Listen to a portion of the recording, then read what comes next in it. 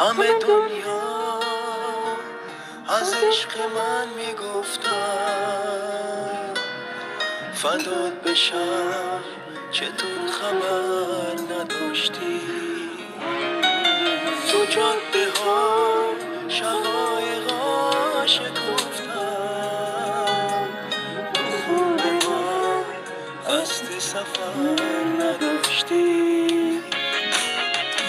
در شب پر ستاره به آسمان نگاه کن به اون ستاره غم اسم منو صدا کن تو قطره های باران اگه نبرد رسیدن اون شده که تو داره شکست آرام میزنن همه دنیا از عشق من میگفتن فدا بشم که تو خبر نداشتی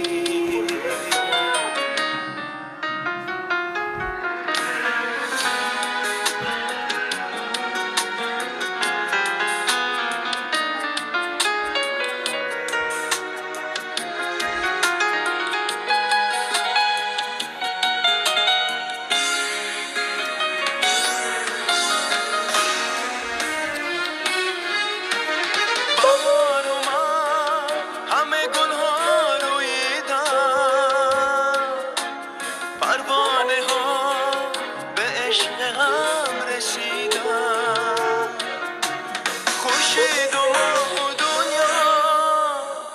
هرگز تو را کنار من ندیدم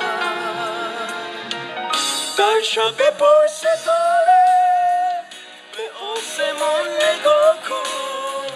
به اون ستاره غم اسم منو صدا کن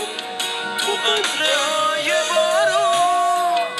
اگه نوازشی هست بزو بگیرون منم بازم آرامشی هست در شب با ستاره به آسمان نگاه کن به اون ستاره غم اسم منو صدا کن تو قطره های بارون اگه نوازشی هست اون بگیرون منم بازم آرامی کنم همه دنیا